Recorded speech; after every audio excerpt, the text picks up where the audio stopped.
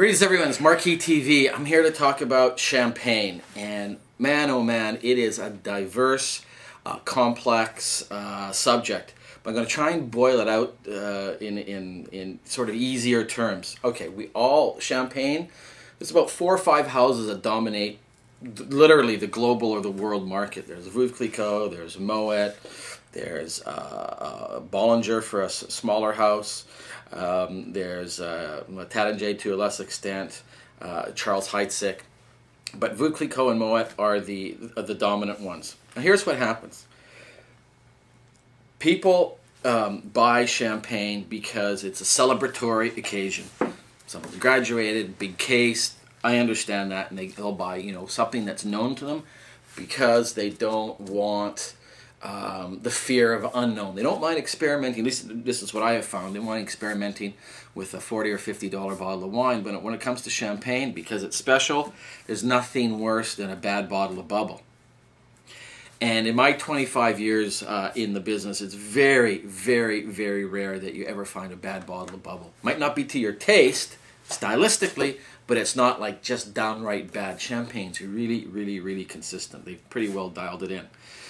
Here's the thing. So at the bottom you're going to find some little lettering, and this one it says NM right at the bottom here. It's in tiny, tiny letters right down there. It says Negociant Manipulant. That's what it stands for. And on a champagne you may not recognize, it may also may say NM, but another one will say RM, and it'll say Reculant Manipulant. Now here's the difference. Much like wine, this one is grown by the producer. He owns his own vineyards and stores it, makes it, and for sometimes markets it. Now, here's the kind of nasty little secret in champagne. You could be an RM, but send your wine to the co-op and have it stored and made, and you're still a small grower champagne, an RM. Now, what does that mean?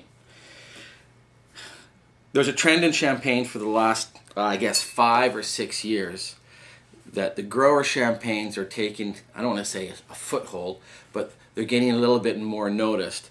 The consumers that were buying, say, the grower Burgundies or the little Rhone producers or the little California producers have taken that philosophy of finding individual wines and moving it into champagne. The problem, one of the difficulties I find is that they're not well known. Champagne, I mean, to market your champagne against the big dollars of Moet and Veuve and some of the bigger brands is very, very difficult. So you literally have to go there and knock on doors and find out who these producers are and taste them, and then you can go from there. Now listen, it's not discounting Veuve Clicquot and Moet and all the big ones. They're great stuff. I drink them all the time too. I'm just saying there's an alternative champagne, and it's the grower champagne. So take a look for it. If you're like me, bring your glasses because you're going to need it because the lettering is really tiny.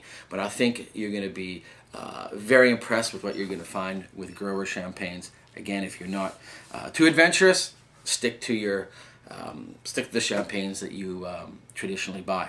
Hope that was a little bit more information, a little bit of help for you. Thanks for listening. Cheers for now.